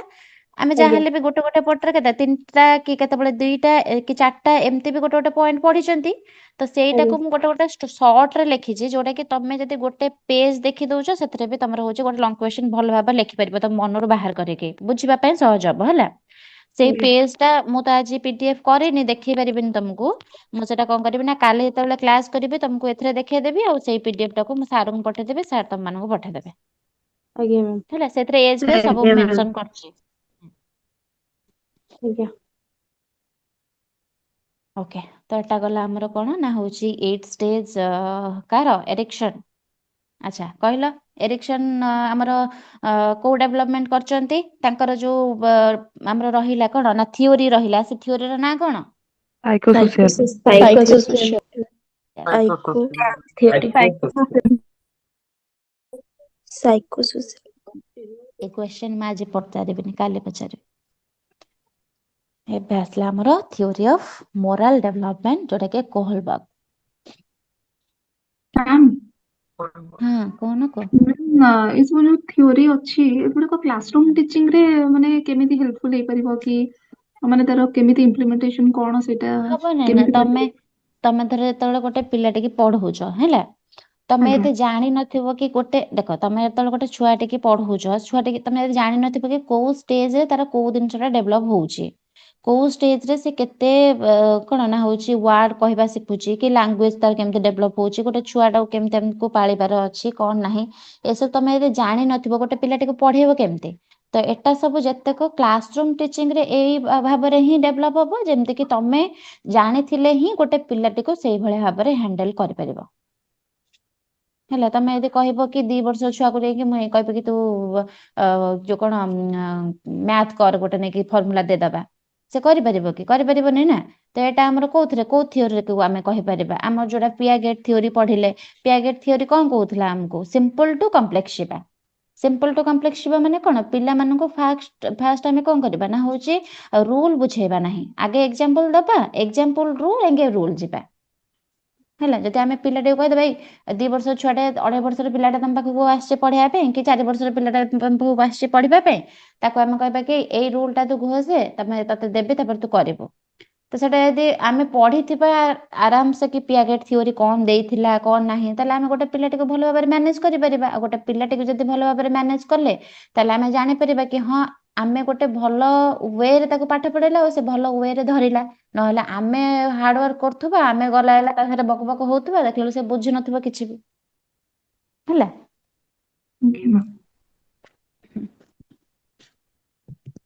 ଓକେ, ତାପରେ ଦେଲା କଣ ନା theory of moral development, Kohlberg theory ଦେଇଛି। ଆଉ କୋହଲବର୍ଗ ଥିଓରିରେ ଆମର ତାଙ୍କର ଥିଓରିର ନାଁ ହଉଛି କଣ ନା ମୋରାଲ ଡେଭଲପମେଣ୍ଟ ସବୁ ଦେଇଛି। ତ ଫର୍ଷ୍ଟ ଇଏରେ ଦେଲା moral development is the process by which an individual develop proper attitudes and behaviors toward other people in society based on social and cultural rule and laws. ତାପରେ ଦେଲା କଣ ନା it teaches an individual to the way right from wrong. ଆଚ୍ଛା, ତ କଣ ନା ଆମର ଯୋଉ କୋହଲବର୍ଗଙ୍କର ମୋରାଲ ଡେଭଲପମେଣ୍ଟ ରହିଛି, ତାର ମାନେ କଣ ନା ଗୋଟେ ଇଣ୍ଡିଭିଜୁଆଲ କିପରି ଗୋଟେ ସୋସାଇଟିରେ ଅନ୍ୟ ଲୋକମାନଙ୍କ ସହିତ ଠିକ ଆଟିଟ୍ୟୁଡ ଆଉ ବିହେଭିୟର ଡେଭଲପ କରିପାରିବ ହେଲା। ତ ଗୋଟେ ପିଲାଟି ଯେତେବେଳେ ରହୁଛି, ଆମେ ତ ଜାଣିଛନ୍ତି କି ଆମର ହଉଛି କଣ ନା ଯେତେକ ଲୋକମାନେ ରହିଲେ ସବୁ ଯାକ ହଉଛନ୍ତି ସୋସିଆଲ ଆନିମଲ, କାହିଁକି ନା ସୋସାଇଟିରେ ହିଁ ବସବାସ କରୁଛନ୍ତି। ବିନା ସୋସାଇଟିରେ ସେ ଜମା ବସବାସ କରିପାରିବେ ହିଁ ନାହିଁ, କାହିଁକି ନା ଯେତେବେଳେ ଗୋଟେ ପିଲାଟେ ରହୁଛି ସୋସାଇଟିରେ, ସିଏ ଜାଣୁଛି, ଦେଖୁଛି କି ହଁ ଏମିତି କଥା କହିବାର ଅଛି, ଏମିତି ବିହେଭିୟର ଜଣକୁ ଦେଖେଇବାର ଅଛି, ଏମିତି ଆଟିଟ୍ୟୁଡ ରଖିବା ଦରକାର। ତ ଏସବୁ ଦ୍ଵାରା ହିଁ ଆମର କଣ ହେଇଥାଏ, ଗୋଟେ ଇଣ୍ଡିଭିଜୁଆଲର ମୋରାଲ ଡେଭଲପମେଣ୍ଟ ହେଇଥାଏ, ନୈତିକତାର ଡେଭଲପମେଣ୍ଟ ହେଇଥାଏ। ଗୋଟେ ଏହା କଣ କରିଥାଏ ଆମର ନା ହଉଛି ଆମର ସୋସିଆଲ ରୁଲ ହେଇଗଲା, କଲଚରାଲ ରୁଲ ହେଇଗଲା, ଏ ସବୁ ଯାକ ଲ ଉପରେ ଡିପେଣ୍ଡ କରିଥାଏ ହେଲା। ଲ ଉପରେ ବେସ୍ଡ ହେଇଥାଏ। କଲଚରାଲ ରୁଲ କଣ, ତାର ଲ କଣ, ଆମକୁ କଣ କଣ ଫଲୋ କରିବାର ଅଛି, ସୋସାଇଟିର ରୁଲ କଣ ଅଛି, ଆମକୁ କେମିତି ଫଲୋ କରିବାର ଅଛି। ଯେମିତିକି ସୋସାଇଟିରେ ବହୁତ ସାରା ରୁଲ ଥାଏ, ଯେମିତିକି ଆମେ ଦେଖନ୍ତି କି ହଉଛି ହଁ ସୋସାଇଟିର ରୁଲ ଅଛି ଆମର ହଉଛି କଣ ନା ଅନ୍ତଃ ବିବାହ ପ୍ରଥା, ଯେମିତି ଆମେ ଅଲଗା କୋଉ କାଷ୍ଟରେ ବିବାହ କରିପାରିବା ନାହିଁ ହେଲା। ରୁଲ ଆମକୁ ଶିଖଉଛି କି ହଉଛି ଆମର କଣ କାହାକୁ ଛୋଟ ବଡ ଭାବିବା ନାହିଁ ହେଲା। ଅନଟଚେବିଲିଟି ଯେମିତି ଆମର ଥାଏ କି କାହାକୁ ଛୁଆଁ ଅଛୁଆଁ ଭେଦଭାବ ଦେଖେଇବା ନାହିଁ। ଏସବୁ ଯାହା ସବୁ ବି ରୁଲ ଆମର ସୋସାଇଟିରେ ଅଛି ସେ ସୋସାଇଟିର ରୁଲକୁ ଫଲୋ କରିବା, କଲଚରର ରୁଲକୁ ଫଲୋ କରିବା, ଯାହା ସବୁ ଲ ଅଛି ତା ଉପରେ ଆମେ ହଉଛି କଣ ନା ହଉଛି ମନ ଇଏ ଦେଖେଇବା। ସେଇ ସବୁ ଦେଖିବା ଦ୍ୱାରା ସେ ସବୁ ପାଳନ କରିବା ଦ୍ୱାରା ହିଁ ଆମର ମୋରାଲ ଡେଭଲପମେଣ୍ଟ ହୋଇଥାଏ। ଆଉ ମୋରାଲ ଡେଭଲପମେଣ୍ଟ କେତେବେଳେ ସମ୍ଭବ ହବ ଯଦି ଆମେ ଗୋଟେ ସୋସାଇଟିରେ ଅନ୍ୟ ଲୋକମାନଙ୍କ ସହିତ ଠିକ ଭାବରେ ମିଶିବା, ନିଜ ଆଟିଟ୍ୟୁଡ ଭଲ ଭାବରେ ଦେଖେଇବା, ବିହେଭିୟର ଠିକ ସେ କରିବା ହେଲା। ତ ଏଇଟା ମୋରାଲ ଡେଭଲପମେଣ୍ଟ କଣ କରିଥାଏ ନା ଲୋକଙ୍କୁ ଶିଖାଏ କି କଣ ଆମର ରାଇଟ ଅଛି, କଣ ଆମର ରଙ୍ଗ ଅଛି। ଏହା ଲୋକଙ୍କୁ କଣ ନା ସୋସାଇଟି ମଧ୍ୟରେ ଗୋଟେ ଭଲ ମଣିଷ ଭାବେ ବିହେଭ କରିବା ଶିଖେଇଥାଏ। ଆମେ କେମିତି ଗୋଟେ ମଣିଷ ସହିତ ଭଲ ଭାବରେ ବିହେଭ କରିପାରିବା, କେମିତି ତାକୁ ଯେମିତିକି ଆମକୁ ଛୋଟବେଳେ କଣ ନା ଘରେ ଶିଖେଇଥାନ୍ତି କି ତାକୁ ଯଦି କିଛି ଗୋଟେ କିଏ ଦଉଛନ୍ତି ତ ତାକୁ ଥ୍ୟାଙ୍କ ୟୁ ବୋଲି କହିବୁ ହେଲା। ଯଦି କିଛି ଗୋଟେ ଆଣିବାର ଅଛି ଯେତେବେଳେ ଦୟା ଭାବ ମାନେ ଯେତେବେଳେ କହିବୁ କି ହଁ ଦବା ପାଇଁ କି ପ୍ଲିଜ ବୋଲି କହିକି ଆଣିବୁ। ତ ଏମିତିଆ ସବୁ ବିହେଭିୟର ଦେଖେଇବା ଦରକାର। ତ ଏସବୁ ବିହେଭିୟର ଡେଭଲପ କରିବା ପାଇଁ ଗୋଟେ ସୋସାଇଟି ଦରକାର। ସୋସାଇଟି ସହିତ ଲୋକମାନଙ୍କର ସହିତ ବିହେଭିୟର କେମିତି ହବ, ତାଙ୍କ ସହିତ ଭଲ ଭାବରେ କଥାବାର୍ତ୍ତା ହବା ଦରକାର, ଯାହା ଦ୍ୱାରା କି ଆମର ମୋରାଲ ଡେଭଲପମେଣ୍ଟ ହେଇପାରିବ। ଯଦି ଆମେ ଦେଖିବା ସିମ୍ପଲି ବୁଝିବା ତାଙ୍କ କଥା, ତାହେଲେ ସେ କହୁଛନ୍ତି କଣ ନା ହଉଛି ମୋରାଲ ଡେଭଲପମେଣ୍ଟ ହଉଛି ଗୋଟେ ପ୍ରୋସେସ ହେଲା, ଯାହା ଦ୍ୱାରା ଗୋଟେ ଲୋକଟେ ରୁଲ ସବୁ ଯେତକ ଥାଏ ତାକୁ ଫଲୋ କରିଥାଏ ହେଲା। ଅଦର ମାନଙ୍କୁ ଯେତେକ ଅଛନ୍ତି ପିଲାମାନେ କି ଅଲଗା ଲୋକମାନେ ସେମାନଙ୍କୁ ରେସପେକ୍ଟ ଦେବା ଶିଖିବା, ଆଉ କୋଉଟା ରାଇଟ ଆଉ କୋଉଟା ରଙ୍ଗ ଏସବୁର ଡିଫରେନ୍ସକୁ ବୁଝିବା। ଏସବୁ ଯଦି ଆମର ହଉଛି ତାହେଲେ ଆମେ କଣ ନା ମୋରାଲ ଡେଭଲପମେଣ୍ଟ ଆମେ କରୁଛନ୍ତି ବୋଲି ଆମେ ବୁଝିପାରିବା ହେଲା। ସେଇ କଥା କହୁଛନ୍ତି। ତାପରେ କହିଛି କି କୋଲବର୍ଗ was an American psychologist. He proposed theory of stages of moral development. ତ କଣ ନା କୋଲବର୍ଗ ଜଣେ ଆମେରିକାନ ସାଇକୋଲୋଜିଷ୍ଟ ଥିଲେ। ସେ ଆମର ଷ୍ଟେଜେସ୍ ଅଫ ମୋରାଲ ଡେଭଲପମେଣ୍ଟ ନାମର ଗୋଟେ ଥିଓରି ପ୍ରପୋଜ କରିଥିଲେ। ଆମର ହଉଛି ଏଇ ଥିଓରିରେ ସେ ବୁଝାଇଥିଲେ କଣ ନା ଗୋଟେ ଲୋକ କିପରି step by step moral thinking develop କେମିତି କରିପାରିବ, ଆଉ କୋଉଟା ଠିକ ଆଉ କୋଉଟା ଭୁଲ ସେଟାକୁ କେମିତି କଣ ଶିଖିପାରିବ। ଏଇଟା ହିଁ ଥିଲା ଆମର କୋଲବର୍ଗର ଥିଓରି ହେଲା। ତାପରେ ସେ କହିଛନ୍ତି କି it is an individual follows a pattern and not just acquire from parents and elders. ସେ କହିବା କଥା ହଉଛି କି ଗୋଟେ ଇଣ୍ଡିଭିଜୁଆଲର ମୋରାଲ ଡେଭଲପମେଣ୍ଟ ନିଜସ୍ୱ ପାଟର୍ନରେ ହିଁ ଡେଭଲପ ହେଇଥାଏ। ଏହା କେବଳ ଖାଲି ଯେ ପ୍ୟାରେଣ୍ଟସ ଆଉ ଏଲ୍ଡର୍ସ ଠାରୁ ସେ ଶିଖିକି କରୁଛି ତାହା ନୁହେଁ, ବରଂ ସେ ଲୋକ ନିଜେ ଭାବିବା ଶିଖିବ, ନିଜେ ଅନୁଭବ କରିବା ଶିଖିବ, କୌଣସି ପ୍ରକାର ସିଚୁଏସନକୁ ଦେଖିକି କେମିତି ଷ୍ଟେପ ବାଇ ଷ୍ଟେପ ତାଙ୍କର ମୋରାଲିଟିକୁ ବୁଝିବ, ସେସବୁ ଜିନିଷ ବି ସେ ନିଜ ଆଡୁ ହିଁ କରିଥାଏ। ସହଜ ଭାଷା ଯଦି ଦେଖିବା ତାହେଲେ ହଉଛି କଣ ନା ମୋରାଲ ବିହେଭିୟର ମାନେ ଆମର କଣ ଖାଲି କପି ପେଷ୍ଟ ନୁହେଁ, କାହାକୁ କପି କରିଦବା ଆଣିକି ତାକୁ ପେଷ୍ଟ କରିଦବା, କି ଆମର ଟିଚର୍ସ ମାନେ ଯାହା କହିଲେ ସେ ଜିନିଷଟା ଆସିକି ଆଉ କାହାକୁ କହିଦବା, କି ଘରେ ବାପା ମା ଯାହା କହିଲେ ସେଗୁଡାକ ଶିଖିକି ଆସିକି ଖାଲି ବାହାରେ ଆପ୍ଲାଏ କରିଦବା, ତାହା ନୁହେଁ। ନିଜସ୍ୱର ବି କିଛି ଗୋଟେ ଥିଙ୍କିଂ ପାୱାର ଅଛି, କିଛି ଗୋଟେ ଥିଙ୍କିଂ ପାଟର୍ନ ଅଛି, ଯାହାକି ସେ କଣ କରିଥାଏ ନା ବାପା ମା ଘରେ ଫ୍ୟାମିଲି କି ଟିଚର୍ସ ଏସବୁ ହଉଛନ୍ତି କଣ ଗୋଟେ ଗୋଟେ ମାଧ୍ୟମ ଯାହାକି ତମକୁ ଶିଖେଇଥାନ୍ତି ଓବିୟସଲି। କିନ୍ତୁ ଧୀରେ ଧୀରେ ଧୀରେ ଧୀରେ ଯାଇକି ସେମାନେ କଣ କରିଥାନ୍ତି ନା ତାଙ୍କର ମଧ୍ୟ ମୋରାଲ ଭ୍ୟାଲୁ ଅଛି, ଯାହା ଦ୍ୱାରା କି ସେ ଧୀରେ ଧୀରେ କଣ କରିଥାନ୍ତି ନା ଡେଭଲପ କରିବାକୁ ଶିଖି ଯାଇଥାନ୍ତି। ଯୋଉଟା ଆମେ ଛୋଟ ଜିନିଷ ଶିଖେଇଥାନ୍ତି ସିଏ କଣ କରିଥାନ୍ତି ଧୀରେ ଧୀରେ ଆଗକୁ ଯାଇକି ଆହୁରି କିଛି ବେଶୀ ବେଶୀ ଜିନିଷ ଶିଖିଥାନ୍ତି ହେଲା। ତ ସେଇଟା ହିଁ ଆମର ମୋରାଲ ଡେଭଲପମେଣ୍ଟ ବୋଲି କହୁଛନ୍ତି। ସେ ସେଇ କଥା କହିଛନ୍ତି, ଖାଲି ଯେ ଆମେ ଆକ୍ୟୁର କରିଦବା ପ୍ୟାରେଣ୍ଟସ ମାନଙ୍କ ଠାରୁ କି ଏଲ୍ଡର୍ସ ମାନଙ୍କ ଠାରୁ କି ଟିଚର୍ସ ମାନଙ୍କ ଠାରୁ ସେ ସବୁ ନଲେଜ, ତାହା ନୁହେଁ। ଆମର ମଧ୍ୟ ନିଜର କିଛି ଗୋଟେ ଅଛି ଭାବିବାର ଶକ୍ତି, ଅନୁଭବ କରିବାର ଶକ୍ତି, ଯାହାକି ଆମେ ସିଚୁଏସନକୁ ଦେଖିକି ଷ୍ଟେପ ବାଇ ଷ୍ଟେପ ମୋରାଲିଟିକୁ ଆମେ ବୁଝିକି ତା ସହିତ ଡେଭଲପ କରିଥାନ୍ତି ହେଲା। ତ ଏଇଟା ହିଁ ତାଙ୍କର ମୋରାଲ ଡେଭଲପମେଣ୍ଟର ମିନିଂ। ଏତିକି ଆମେ ଦେଖିଲେ। ତାପରେ ସେ କହିଛି କି there are 6 stage of moral development. ତାର ସେ 6ଟି ଷ୍ଟେଜ ଦେଇକି ଗତି କରୁଛି ତାଙ୍କର ମୋରାଲ ଡେଭଲପମେଣ୍ଟ। କେମିତି କେମିତି ତାଙ୍କର ହଉଛି ମୋରାଲି ସେ ଡେଭଲପମେଣ୍ଟ ହେଇଛି, କଣ ହେଇଛି, କେମିତି ଗୋଟେ ପିଲାଟେ କଣ ନା ହଉଛି କୋଉ ଷ୍ଟେଜରେ ଦେଖିଛି କି ହଁ ମତେ ଏଇଟା ଭୁଲ କରିଲି କି ଏଇଟା ମତେ ଠିକ କରିବାର ଅଛି। ଯଦି ମତେ କୌଣସି ପ୍ରକାର କଣ ନା ଡର ଅଛି କି ଏଇ କାମ କରିବା ପାଇଁ ତାହେଲେ ମୁଁ କରିଦେବି। ଯଦି କୌଣସି ପ୍ରକାର ମତେ ପ୍ରେଜ ଦିଆ ହଉଛି କି କୌଣସି ପ୍ରକାର ମତେ ଗିଫ୍ଟ ଦିଆ ହଉଛି, ମୁଁ ସେଥିରେ ଦେଖିକି କଣ କରିବି ନା ହଉଛି ହଁ ମୁଁ ଗୋଟେ କାମଟେ ଗୋଟେ କରିଦେବି ତ କେମିତି କେମିତି ମୋରାଲ ଡେଭଲପମେଣ୍ଟ ହେଇଥାଏ ତାଙ୍କର କେମିତି ତାଙ୍କର ମୋଟିଭେସନ ସବୁ ଆସିଥାଏ ସେ ସବୁକୁ ସେ କଣ କରୁଛନ୍ତି ନା 6ଟି ଷ୍ଟେଜରେ ଡେଭଲପ ମାନେ 6ଟି ଷ୍ଟେଜ ଦେଇକି ତାଙ୍କର ଯାଇଛି ମୋରାଲ ଡେଭଲପମେଣ୍ଟଟା ତ ମୋରାଲ ଡେଭଲପମେଣ୍ଟକୁ ଆମର କୋଲବର୍ଗ କଣ କରୁଛନ୍ତି ନା 6ଟା ଷ୍ଟେଜ କହିଛନ୍ତି ଫର୍ଷ୍ଟ ଷ୍ଟେଜରେ ଦେଇଛନ୍ତି କି ପନିଶମେଣ୍ଟ ଆଣ୍ଡ ଓବିଡିଏନ୍ସ ଓରିଏଣ୍ଟେସନ କଣ ଏଥିରେ ଦେଇଛି ନା ଲେଖିଛି କି child decides what is wrong on the basis of what punished ଆଉ ଗୋଟେ ଦେଖିଛି କି obedience is valued for his own sake but the obey because adult have superior power ତ ଏ ଦିଟାରେ ଲେଖିଛି ପନିଶମେଣ୍ଟ ଆଣ୍ଡ ଓବିଡିଏନ୍ସ ଓରିଏଣ୍ଟେସନ ହେଲା ଏଇଟା କଣ ନା ଏହା ଗୋଟେ ମୋରାଲ ଡେଭଲପମେଣ୍ଟର ଫାର୍ଷ୍ଟ ଷ୍ଟେଜ ବୋଲି ଆମେ କହିବା ଏ ଷ୍ଟେଜରେ କଣ କରିଥାଏ ନା ଗୋଟେ ପିଲାଟି ଗୋଟେ ଚାଇଲ୍ଡଟି ରାଇଟ୍ ଆଉ ରଙ୍ଗ କୁ ବୁଝେ କେମିତି ବୁଝେ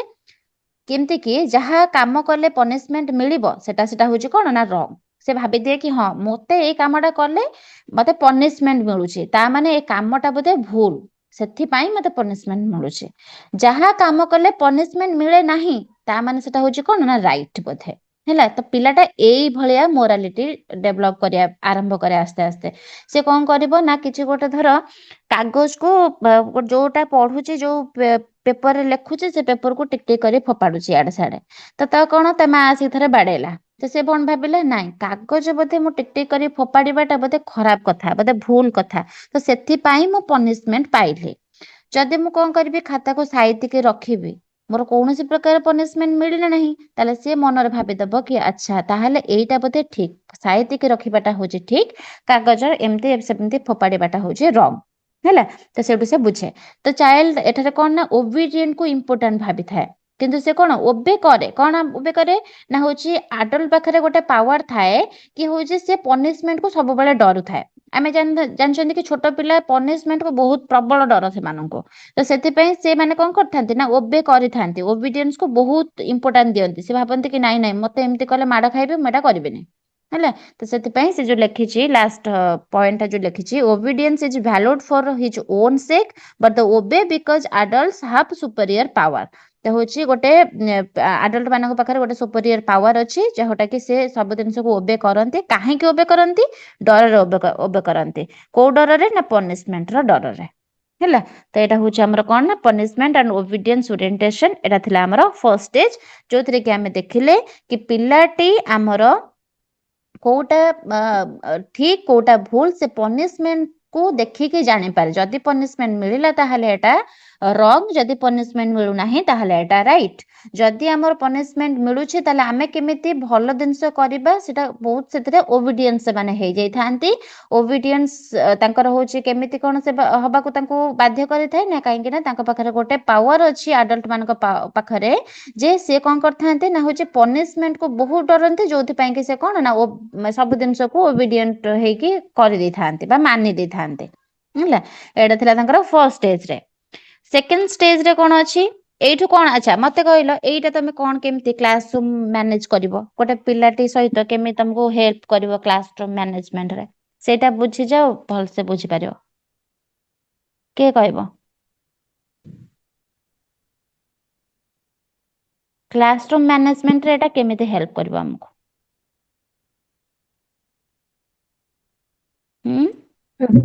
ଯଦି ଗୋଟେ ପିଲା କିଛି ଭୁଲ କରୁଛି ତାକୁ ପନିଶମେଣ୍ଟ ଦେଲେ ହିଁ ସେ ପନିଶମେଣ୍ଟ ଦବା ମ୍ୟାମ୍ ପିଲାଟାକୁ ସବୁବେଳେ ଏନକରେଜ କରିବା ଆମର ବା ଅଛି ପେଡାଗୋଜିରେ ପନିଶମେଣ୍ଟ ହଉଛି ନେଗେଟିଭ ୱାର୍ଡ ମ୍ୟାମ୍ ତ ତାକୁ କଣ କରିବା ବୁଝେଇବା ତାକୁ ହଁ ତାକୁ କଣ କରିବା ନା ଯେତେବେଳେ କିଛି ଗୋଟେ ଧର ଆମେ ପାଠ ଦେଇଛନ୍ତି ଗୋଟେ ପିଲାଟିକି ହେଲା ତ ଆମେ ଜାଣିଦେଲେ କି ମୋରାଲ ଡେଭଲପମେଣ୍ଟ ଇଏରେ କି ଗୋଟେ ପିଲା ମ୍ୟୁଟ କର ମୁଁ କହୁଛି ନହେଲେ ମୁଁ କହିପାରୁନି ମୁଁ ଡିଷ୍ଟର୍ବ ହେଇଯାଉଛି ତ ହଉଛି ଗୋଟେ ପିଲାଟିକୁ କଣ କହିବା କି ତୁ ଏଇଟା କର ନହେଲେ ମାଡ ଖାଇବୁ ହେଲା ମାଡ ଖାଇବୁ କହିକି ତାକୁ ଆମେ ଡରେଇ ପାରିବା କି ହଁ ତୁ ଯଦି ଏଇଟା ନ କରିବୁ ତାହେଲେ ତୁ ମାଡ ଖାଇବୁ ତାମାନେ ଆମେ ଜାଣିଛନ୍ତି କି ଛୋଟ ପିଲା କଣ କରୁଛନ୍ତି ନା ମାଡକୁ ଡରୁଛନ୍ତି ଯଦି ମାଡ କଥା କୁହାଯାଉଛି ତାମାନେ ସେ ଭାବୁଛନ୍ତି କି ନା ଏଇଟା ବୋଧେ ଭୁଲ କଥା ମୁଁ ଏଇଟା କରିବିନି ଏଇଟା ସିଏ କହିଛି କଣ ତୁ ଏଇଟା କରିଦେ ଦେଖ ମୁଁ ତୋତେ ଚକୋଲେଟ ଦେବି ତାମାନେ ସେ ଭାବିବ କଣ ନା ଏଇଟା ବୋଧେ ଠିକ କଥା ମୁଁ ଚକୋଲେଟ ପାଇବି ତାମାନେ ମୁଁ କରିବି ହେଲା ତ ଏଇ କଥାରେ କଣ ଆମେ ପିଲାର ମୋରାଲିଟିକୁ ବୁଝିଗଲେ ପିଲାର ମୋରାଲିଟିକୁ ଯଦି ବୁଝିଗଲେ ଆମକୁ ହେଲ୍ପ କରିବ କି ପିଲାକୁ କେମିତି ଠିକ ବାଟକୁ ଆଣିବାର ଅଛି ହେଲା ସରି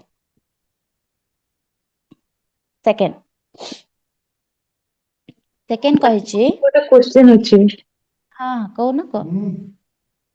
ମ୍ୟାମ୍। ଥରେ ଯଦି ଛୋଟ ଛୁଆଟାକୁ ମାନେ ଏନକରେଜମେଣ୍ଟ ଦେଇଦେଲେ କି ହଁ ମୁଁ ତ ଚକୋଲେଟ ଦେଲି ଆଉ ହଁ ଏଇ କାମଟା ରିୱାର୍ଡ କରିବୁ, ହଁ କିନ୍ତୁ ସେଇଟା ମାନେ ଅଭ୍ୟାସରେ ପରିଣତ ହେଇଯିବ ଯଦି ସେତେବେଳେ। ଜମା ଅଭ୍ୟାସରେ ପରିଣତ ହବନି। ଅଭ୍ୟାସରେ ପରିଣତ ଯଦି ବି ହଉଛି ତାହେଲେ ତ ଭଲ ନା, ଯଦି ପଜିଟିଭ ରେସ୍ପନ୍ସ ତମେ ପାଉଛ, ଯଦି ବି ଅଭ୍ୟାସରେ ଏଟା ପରିଣତ ହେଲା ତାହେଲେ ତ କିଛି ଖରାପ କଥା ନୁହେଁ। ଯଦି ତମେ କୌଣସି ପ୍ରକାର ତାକୁ ରିୱାର୍ଡ ଦେଇକି ଗୋଟେ ପିଲାଟିକୁ ଯଦି ସଠିକ ଭାବରେ ବାଟକୁ ଆଣି ପାରୁଛ ତାହେଲେ ଏଟା କିଛି ଖରାପ ନୁହେଁ ହେଲା। ନାଇଁ କିନ୍ତୁ ମାନେ ପନିଶମେଣ୍ଟ ମ୍ୟାମ୍ ଯଦି ହଁ ଆ, କୁହ କୁହ ସେଇଟା ଅଭ୍ୟାସ ହେଇଗଲା ମନେକର, ତାପରେ ଆପଣ ମାନେ ଆଉ ଏନକରେଜମେଣ୍ଟ କଲେନି, ତାପରେ ତ ତାର ପ୍ରୋଗ୍ରେସ ଟା ବାଧା ପାଇବ ନା। ଏନକରେଜମେଣ୍ଟ କେମିତି ତମେ କରିବନି? ଏନକରେଜମେଣ୍ଟ ତ ସବୁବେଳେ ରହିବ ନା। ଏନକରେଜମେଣ୍ଟ ପିଲାର ସବୁବେଳେ ଲାଇଫ ସାରା ହିଁ ତମେ ଏନକରେଜ କରିପାରିବ। ସେଟା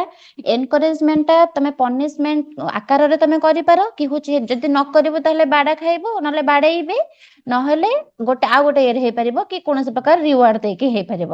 ତମେ ଯଦି ଏନକରେଜମେଣ୍ଟ କେମିତି ବନ୍ଦ କରିବ? ତମେ ରିୱାର୍ଡ ବନ୍ଦ କରିପାର କି ପନିଶମେଣ୍ଟ ଟା ବନ୍ଦ କରିପାର, ଏନକରେଜମେଣ୍ଟ ତ ରହିବ ନା ଲାଇଫ ସାରା ପିଲାଙ୍କ ସହିତ। ଆଜ୍ଞା। ହଁ ରିୱାର୍ଡ Yes, ବନ୍ଦ ma'am. କରି ହେଇପାରିବ କି ଆମେ କିଛି କଥା କହିକି ଆମେ ତାକୁ ମୋଟିଭେସନ, ଯେମିତି କି ଆମେ ମୋଟିଭେସନ ଅଛି, ଇଣ୍ଟ୍ରିନ୍ସିକ ମୋଟିଭେସନ ଅଛି, ଏକ୍ସଟ୍ରିନ୍ସିକ ମୋଟିଭେସନ ଅଛି, ଆମେ ସେ ୱେରେ ତାକୁ କହିପାରିବା କି ହଉଛି ଏକ୍ସଟ୍ରିନ୍ସିକ ମୋଟିଭେସନ ହିସାବରେ ଆମେ ତାକୁ ମୋଟିଭେଟ କରିବା କି ହଉଛି ତତେ ପରୀକ୍ଷାରେ ପାସ୍ କରିବାର ଅଛି, ତତେ ପାସ୍ କରିଲେ ମାନେ ହଉଛି କଣ, ଗୋଟେ ଭଲ କଲେଜରେ ତତେ ପଢିବାର ଅଛି, ଆମେ ତାକୁ କଣ କରିବା, ମୋଟିଭେଟ ଫିଲ୍ କରିବା। ସେତେବେଳେ ଆମେ ତାକୁ ରିୱାର୍ଡ ଦବାନି, ତାକୁ ଆମେ ମୋଟିଭେଟ କଲେ, ଯୋଉଟା କି ବାହ୍ୟ ଆବରଣରୁ ସେ ମୋଟିଭେଟ ପାଇଲା କି ହଁ ମତେ ପରୀକ୍ଷାରେ ପାସ୍ କରିବାର ଅଛି, ମୋ ବାପା ମା ଖୁସି କରାଇବାର ଅଛି ତାଙ୍କୁ, ତ ସେଥିପାଇଁ ମତେ ପଢିବାର ଅଛି। ତ ସେଥିପାଇଁ ଏନକରେଜମେଣ୍ଟ ଲାଇଫ ସାରା ରହିବ। ସେଇ ଏନକରେଜମେଣ୍ଟ କୁ କଣ କରୁଛନ୍ତି ନା ପେଡାଗୋଜିରେ ବହୁତ ବହୁତ ନାଁ ଦେଇଛନ୍ତି, ଯେମିତିକି ମୋଟିଭେସନ ଦେଇଛନ୍ତି। ମୋଟିଭେସନ ଆମର ଯେମିତିକି ଅଲଗା ଅଲଗା ଟାଇପ ର ଦେଇଛନ୍ତି ହେଲା, ସେଇ ଜିନିଷଟା ରହିବ ଲାଇଫ ସାରା। Yes, ma'am. ବୁଝିଲା? ଆଜ୍ଞା। ମ୍ୟାମ୍ ଆଉ ପନିଶମେଣ୍ଟ ଆଉ ରହିବନି? ପନିଶମେଣ୍ଟ ଆମର ପେଡାଗୋଜିରେ ନାହିଁ। ପେଡାଗୋଜିରେ ଆମର ପନିଶମେଣ୍ଟ ହଉଛି ନେଗେଟିଭ ଆଜ୍ଞା। ହେଲା। ପିଲା ଯାହା କରୁ ତାକୁ ବୁଝେଇବା, କିନ୍ତୁ ପନିଶମେଣ୍ଟ ଦବାନି। ଦଣ୍ଡ ମୁକ୍ତ ଅଞ୍ଚଳ ପରା। ଆଜ୍ଞା। ତାପରେ 2 ନମ୍ବରରେ ଦେଲା କି ଇଣ୍ଡିଭିଜୁଆଲାଇଜେସନ, ଇନଷ୍ଟ୍ରୁମେଣ୍ଟାଲ ପର୍ପୋଜ ଆଣ୍ଡ ଏକ୍ସଚେଞ୍ଜ। ଏଥିରେ କଣ ଦେଲା, ଲେଖିଛି ଏ child follows the rule when it is in its immediate interest, what bring pleasant result is good for children। ଆଉ ଗୋଟେ ଲାଇନରେ ଦେଇଛି କଣ ନା, its moral judgment depend upon self interest and what it can get in returns। ତ ସେ କହିବା କଥା ହଉଛି ଆମର ଯୋଉ ଏଇ ଷ୍ଟେଜ, ସେକେଣ୍ଡ ଷ୍ଟେଜ ଦେଲା, ସେଥିରେ ହଉଛି ଚାଇଲ୍ଡ କଣ ନା ରୁଲ ଫଲୋ କରେ। କଣ କଣ ସବୁ ରୁଲ ଅଛି ସେ ସବୁ ଜିନିଷ ସେତେବେଳେ କଣ କରୁଥିଲା ନା, ତା ମନ କହୁଥିଲା କଣ ନା ମତେ ଏଥିରେ ପନିଶମେଣ୍ଟ ବୋଧେ ମିଳିବ, ତ ଏଇଟା ଭୁଲ କଥା। ଏଥିରେ ମତେ ରିୱାର୍ଡ ମିଳୁଛି କି ପନିଶମେଣ୍ଟ ମିଳୁନାହିଁ, ତାହେଲେ ଏଇଟା ଠିକ କଥା। ସେଟା ମୋରାଲିଟି ଉପରେ ତାର ଡିପେଣ୍ଡ କରୁଥିଲା। ଏବେ ସେ କଣ କରୁଛି ନା, ଚାଇଲ୍ଡ ରୁଲ ଫଲୋ କରିବା ପାଇଁ ଆରମ୍ଭ କରେ। କାହିଁକି ନା ସେଥିରୁ ତାକୁ ବେନିଫିଟ ମିଳେ। କଣ ନା, ଚାଇଲ୍ଡ ଭାବେ କି ମତେ କଣ ମିଳିବ, ଯଦି ଆମର କୌଣସି ପ୍ରକାର ଯାହା ପ୍ରେଜେଣ୍ଟ ରେଜଲ୍ଟ ଯଦି ଦଉଛି ସେଟା ଚାଇଲ୍ଡ ପାଇଁ କଣ ନା ଗୁଡ। ଯଦି ମୋରାଲ ଜଜମେଣ୍ଟ ହୁଏ ସେଲ୍ଫ ଇଣ୍ଟରେଷ୍ଟ ଉପରେ ବେସ୍ଡ ହେଇକି, କି କୌଣସି ପ୍ରକାର କଣ ନା ହଉଛି କିଛି ଗୋଟେ କହୁଛନ୍ତି କି ହଁ ଗୁଡ ବୟ ହେଲା, ଏକ୍ସଲେଣ୍ଟ କି ଷ୍ଟାର ମାର୍କ, 5ଟା ଷ୍ଟାର ମାର୍କ ଦେଇଦେଲେ, ତ ପିଲାଟି କଣ ହବ ନା ଗୁଡ ଫିଲ୍ କରିବ ପୁରା ହେଲା, କି ହଉଛି ହଁ ଏଇଟା ହଉଛି ମୋର କଣ ଗୋଟେ ହଉଛି ମୋରାଲ ଜଜମେଣ୍ଟ ସେ କଲା କି ମତେ ହଉଛି ଇଣ୍ଟରେଷ୍ଟିଂ ଲାଗୁଛି, କାହିଁକି ନା ମତେ ଏଇଟା କରିବା ବଦଳରେ ମତେ କିଛି ମିଳୁଛି ହେଲା। ତ ସେଥିପାଇଁ ସେ କଣ କରିବ, ତାକୁ ଯାହା ଯାହା କରାହେବ ସେ କଣ କରିବ ନା, ସେ ଜିନିଷଟାକୁ ମାନେ ପାଳନ କରି କରି ଚାଲିବ। ଚାଇଲ୍ଡ କଣ କରେ ନା, କାମ କରେ ଏକ୍ସଚେଞ୍ଜ ପାଇଁ, ତୁମେ ମତେ ଦିଅ ମୁଁ ତୁମକୁ ଦେବି। ତମେ ମତେ ଯଦି କୌଣସି ପ୍ରକାର ଧର ତମେ କହିଛ କି କଣ, ମୁଁ ଯେମିତି କି ପିଲାମାନଙ୍କୁ ଯେତେବେଳେ ଏକ୍ଜାମ କରାଏ, ମୋ ପିଲାଙ୍କୁ କୁହେ କି ଯିଏ ଫାଷ୍ଟ ହବ ଏକ୍ଜାମ ରେ ମୁଁ ତାକୁ ଗୋଟେ କଣ ପେନ୍ ଦେବି, କି ସେକେଣ୍ଡ ଯିଏ ହବ ତାକୁ ଗୋଟେ କିଛି ଦେବି, ଥାର୍ଡ ଯିଏ ହବ କିଛି ଗୋଟେ ଦେବି। ତ ତାଙ୍କ ଭିତରେ କଣ ହବ, ଗୋଟେ ଇଏ କ୍ୟୁରିଓସିଟି ବଢିବ କି ହଁ ହଁ ମୁଁ ପଢିବି, ମତେ ଗୋଟେ ପେନ୍ ମିଳେ। ପେନ୍ ମିଳିବ ମାନେ କଣ, ତାକୁ ଗୋଟେ ଯାହା ହଉ କିଛି ଗୋଟେ ତ ପ୍ଲେଜେଣ୍ଟ ମିଳିଲା ନା, ତ ସେମାନେ କଣ କରିବେ ନା ପାଠ ପଢିବେ। ତ ସେତେବେଳେ ସେ ଭାବିବେ କଣ, ହଁ ମୁଁ ମ୍ୟାମ କୁ ଦେବି ମୋ ରେଜଲ୍ଟ, ଭଲ ରେଜଲ୍ଟ, ତ ମ୍ୟାମ ତା ବଦଳରେ ମତେ ଦେବେ କଣ ନା ପେନ୍। ତ ତ ସେଥିପାଇଁ ଚାଇଲ୍ଡ ସବୁବେଳେ ଏକ୍ସଚେଞ୍ଜ ଆଇଡିଆ ଏଥିରେ ଇଏ କରେ କି ମତେ ତୁମେ ଦିଅ ମୁଁ ତୁମକୁ ଦେବି। ଯେମିତି କି ଚାଇଲ୍ଡ କହେ କି ମୁଁ ହୋମୱାର୍କ କରିବି, କାହିଁକି କାହିଁକି ନା ଟିଚର କହିଛନ୍ତି ମତେ ଚକୋଲେଟ ଦେବେ। ହେଲା, ତ ଯଦି ମତେ କିଛି ମାନେ କଣ ପାଇବାର ଅଛି ତାହେଲେ ମୁଁ କଣ କରିବି, ଲାଗି ପଡିବି ମୋ କାମରେ। ହେଲା, ଏଠି ଚାଇଲ୍ଡ କଣ କରେ ନା ରାଇଟ ରଙ୍ଗ ଡିସାଇଡ କରୁଛି କି ରିୱାର୍ଡ ମତେ ମିଳିବ ରିଟର୍ନ ଉପରେ। ଯଦି ମୁଁ ଯଦି ଭଲ କାମ କରୁଛି, ଯଦି ତାଙ୍କ ହିସାବରେ ମୁଁ ସବୁ ରୁଲ ଫଲୋ କରୁଛି, ସେ ଯଦି କହିଛନ୍ତି ମତେ ପାଠ ପଢିବା ପାଇଁ, ମୁଁ ଯଦି ପଢୁଛି ତାହେଲେ ମତେ ରିୱାର୍ଡ ମିଳିବ। ତ ଏଥିରେ କଣ ହେଲା, ମୋରାଲି ସିଏ କଣ ହେଲା ନା ହଉଛି ମୋରାଲି ସେ ପୁରା ଷ୍ଟ୍ରଙ୍ଗ ହେଇଗଲା କି ହଁ ମତେ ଭଲ ଜିନିଷ ମିଳିବ ତ ସେଥିପାଇଁ ମୁଁ ପାଠ ପଢିବି। ତାହେଲେ ନୈତିକର ବିକାଶ ଏ ୱେରେ ହେଲା। ସେକେଣ୍ଡ ଷ୍ଟେଜରେ ତାଙ୍କର ଏଇ ୱେରେ ସେ କରୁଛନ୍ତି କି ଇଣ୍ଡିଭିଜୁଆଲାଇଜେସନ ଇଣ୍ଡିଭିଜୁଆଲାଇଜେସନ ଇନଷ୍ଟ୍ରୁମେଣ୍ଟାଲ ପର୍ପୋଜ ଆଣ୍ଡ ଏକ୍ସଚେଞ୍ଜ। ତାଙ୍କର ହଉଛି କଣ, ଯେତେକ ସବୁ ଗୋଲ କଣ ତାର ହଉଛି କିଛି କଣ ଆଉଟପୁଟ ପାଇବା, ତ ସେଇ ଆଉଟପୁଟ ଟା ଯୋଉଟା ସବୁ ମିଳୁଛି ତା ପାଇଁ ଯାହା ସବୁ ପର୍ପୋଜ କରିବା ଦରକାର, ଯାହା ଯାହା ପାଠ କରିବା ଦରକାର, ସେ ସବୁ ପାଠ ସେ କଲେ। ତା ଏକ୍ସଚେଞ୍ଜ ଆଇଡିଆ ଏଥିରେ ତାଙ୍କର ରହୁଛି କି ତୁମେ ମତେ ଦିଅ ମୁଁ ତୁମକୁ ଦେବି। ତ ଯଦି ମତେ ମିଳୁଛି ତା ପ୍ରତିବଦଳରେ କିଛି, ତାହେଲେ ମୁଁ ସେ କାମ କରିବାରେ ଲାଗି ପଡିବି। ଗୋଟେ ପିଲାଟିକୁ କହିବାରେ ତୁ ଟିକେ ଦୋକାନ ଗଲୁ ଆଣିବୁ ଗୋଟେ ଜିନିଷ, ତାକୁ ଆମେ 100 ଟଙ୍କାଟା ଦବା। 90 ଟଙ୍କାର ଜିନିଷ ଆଣିବା ପାଇଁ କହିବା, ତାକୁ କହିବା କି ତୁ ଯା ଦୋକାନକୁ, ମୁଁ ତତେ 10 ଟଙ୍କା ଦେବି ଖର୍ଚ୍ଚ କରିବା ପାଇଁ। ସେ କଣ କରିବ,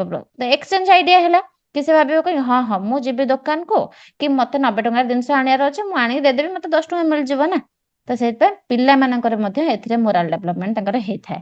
ବୁଝିପାରିଲ? Yes ma'am. ହଁ।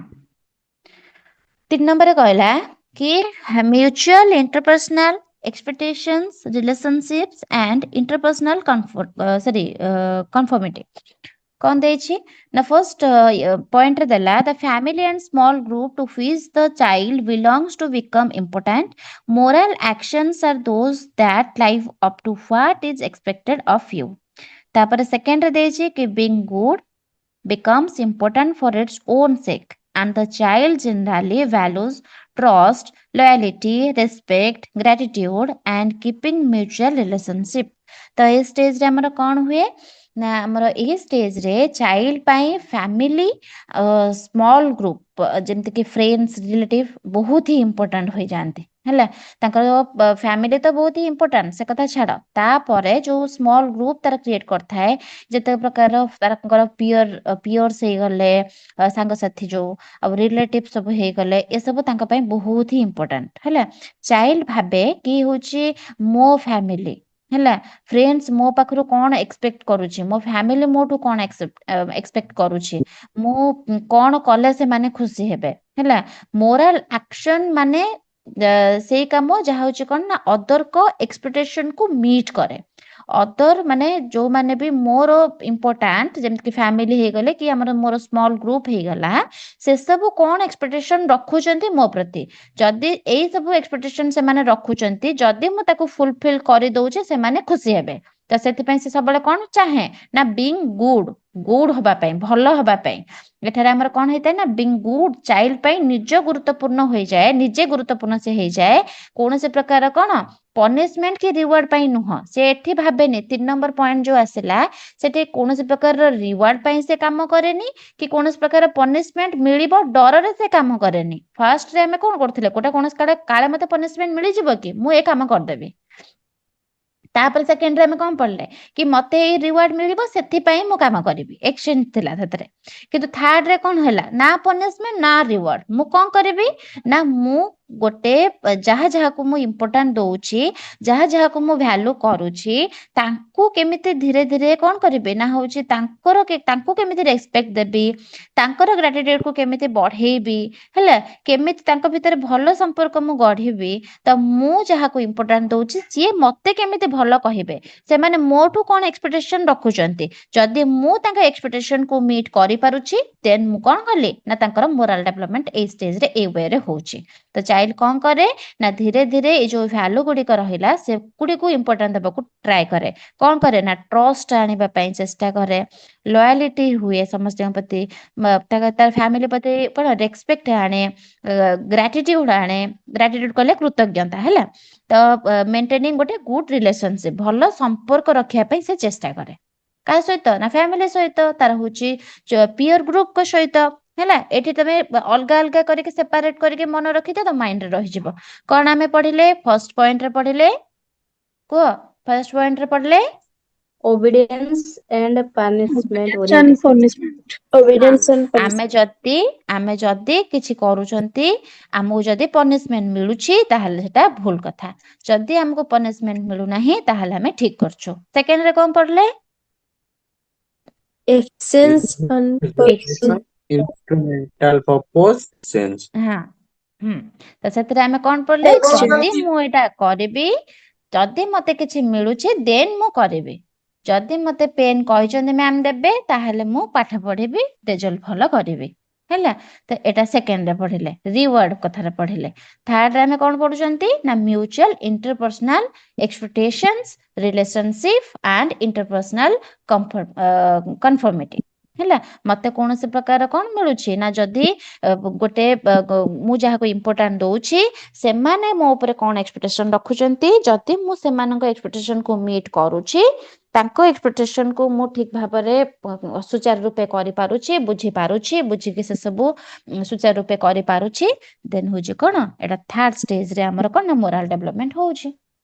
ହେଲା। ଥାର୍ଡ ଷ୍ଟେଜ ଏଇ କଥା କହିଲା। ତାପରେ ଫୋର୍ଥ ଷ୍ଟେଜ ହେଲା।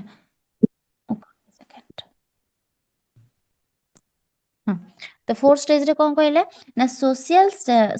system and conscience law and order orientations। ତ କଣ କହିଲା ନା ହଉଛି moral values are focused to society and social rules and regulations। Second ପଏଣ୍ଟରେ ଲେଖିଛି it maintain on social order ଏଟା କଣ ଲେଖିଲା social order fulfilling duties and contributing to the society। ତ ୟା ମାନେ କଣ ନା ହଉଛି ସେ ଲେଖିଛି ପଏଣ୍ଟରେ କି social system and conscience law and order orientations. ଏଇ ଷ୍ଟେଜରେ ଆମର କଣ ହୁଏ ନା ମୋରାଲ ଭ୍ୟାଲୁଜ ଯେମିତିକି ରୁଲ ହେଇଗଲା ରେଗୁଲେସନ୍ସ ହେଇଗଲା ସବୁ ଲ ହେଇଗଲା ଏସବୁ ଉପରେ କଣ ହେଇଥାଏ ନା ଫୋକସ କରେ ହେଲା। ଲୋକ ଭାବନ୍ତି କଣ ନା ଲ ଫଲୋ କରିବା ଦରକାର କାରଣ ସୋସାଇଟିକୁ ଏହା ଠିକ ରଖେ। ରାଇଟ ଆକ୍ସନ ସବୁ କଣ ନା ହଉଛି ମାଇଣ୍ଡରେ ରଖିବା ଦରକାର ଯେମିତିକି ସବୁ ଯେତେକ ସବୁ ଲ ଅଛି ସେ ସବୁକୁ ମାନିବା ଯେତେକ ସବୁ ସୋସାଇଟିରେ ରୁଲ ଅଛି ରୁଲକୁ ଫଲୋ କରିବା। ଏ ଷ୍ଟେଜରେ ଆମର କଣ ମେନ୍ ଏମ୍ ହେଇଗଲା ନା ସୋସିଆଲ ଅର୍ଡରକୁ କେମିତି ମେଣ୍ଟେନ କରିବା ନିଜ ଡ୍ୟୁଟି ଠିକ ଭାବରେ କେମିତି କରିବା ସୋସାଇଟି ପାଇଁ କେମିତି କଣ୍ଟ୍ରିବ୍ୟୁଟ କରିବା ଏଇ ସବୁ ଜିନିଷ ରହିଗଲା ଆମର ଫୋର୍ଥ ଷ୍ଟେଜରେ। ପୁଣି ଆଉ ଥରେ ଦେଖିବା ଫର୍ଷ୍ଟ ଷ୍ଟେଜରେ ଆମେ କଣ କରୁଥିଲେ ନା ହଉଛି ପନିଶମେଣ୍ଟ ଭୟରେ ମୋରାଲି କିଛି ଚେଞ୍ଜ ଆସୁଥିଲା ଯୋଉଟା କି ମୋରାଲ ଡେଭଲପମେଣ୍ଟ ହଉଥିଲା। ସେକେଣ୍ଡ କଣ ପଢିଲେ ନା ମତେ ମିଳୁଛି ରିୱାର୍ଡ ପାଇଁ ମୁଁ କିଛି ମୋରାଲି ଚେଞ୍ଜ କରିବା କିଛି ଗୋଟେ ମୁଁ କରିବି ତ ରିୱାର୍ଡ ପାଇଁ ମୁଁ କିଛି କଲି ସେଟା ହେଲା ସେକେଣ୍ଡ ଷ୍ଟେଜରେ। ଥାର୍ଡ ଷ୍ଟେଜରେ କଣ ମୁଁ ଯାହାକୁ ଇମ୍ପୋର୍ଟାଣ୍ଟ ଦଉଛି ସେମାନଙ୍କ ପାଇଁ ବା ତାଙ୍କ ଏକ୍ସପ୍ରେସନକୁ ମୁଁ ଯାହା ଫୁଲଫିଲ କରିବା ପାଇଁ ଯାହା ମୋରାଲି ଯାହା ଭାବିଲି ବା କଲି ସେ ସବୁ ହଉଛି ଆମର ଥାର୍ଡ ଷ୍ଟେଜରେ ଗଲା। ଫୋର୍ଥ ଷ୍ଟେଜରେ ଆମକୁ କଣ କହୁଛି ନା ମୁଁ ସୋସାଇଟିର ରୁଲକୁ କେମିତି ଫଲୋ କରିବି ହେଲା। ତ social system and conscience law and order orientation ଆମର ମୋରାଲ ଭ୍ୟାଲୁ ଷ୍ଟେଜରେ କଣ ହେଇଥାଏ ନା ରୁଲ ରେଗୁଲେସନ ଉପରେ ଚାଲିଥାଏ। ଯଦି ଆମର ସୋସାଇଟିର ରୁଲ ଏଇଆ ଅଛି ତାହେଲେ ମତେ ମାନିବା ପାଇଁ ପଡିବ କାହିଁକିନା ମୁଁ ଗୋଟେ ହଉଛି ସୋସାଇଟିର ସଦସ୍ୟ ମତେ ଏଇ ଲକୁ ଫଲୋ କରିବା ପାଇଁ ପଡିବ କାହିଁକି ନା ମୁଁ ଗୋଟେ କଣ ନା ହଉଛି ସୋସାଇଟିର ଗୋଟେ ସଦସ୍ୟ। ତ ଯେତେକ ସବୁ ଆମର ରୁଲ ଆଉ ରେଗୁଲେସନ ସବୁ ରହିଲା ସୋସାଇଟି ପ୍ରତି ଯଦି ଆମେ ସେଟାକୁ ମାନୁଛନ୍ତି କଣ ଭାବିକି ମାନୁଛନ୍ତି ନା ଆମର ସୋସାଇଟି ପାଇଁ ଆମକୁ କିଛି କଣ୍ଟ୍ରିବ୍ୟୁଟ କରିବା ପାଇଁ ହବ। ସୋସିଆଲ ଅର୍ଡରକୁ ଆମେ କେମିତି ମେଣ୍ଟେନ ରଖିବା ଯେମିତିକି ଆଗାମୀ ପିଢି ମାନେ ମଧ୍ୟ ଆମକୁ ଦେଖିକି କଣ ଅନୁପ୍ରାଣିତ ହେବେ ହେଲା। ତ ଆମ ଡ୍ୟୁଟି ଏଇଟା କି ଆମେ ସୋସାଇଟିର ଯାହା ରୁଲ ଅଛି ଫଲୋ କରିବା। ତ ଏ ସବୁ ଯାକ ଏସବୁରେ ଯଦି ଆମେ କୌଣସି ପ୍ରକାର ମୋରାଲି କିଛି ଗୋଟେ ଚେଞ୍ଜେସ ଆସୁଛି ଆମ ଭିତରେ ତ ସେ ସବୁ ଯାକ ହଉଛି ଫୋର୍ଥ ଷ୍ଟେଜରେ ଯିବ। ବୁଝିପାରିଲ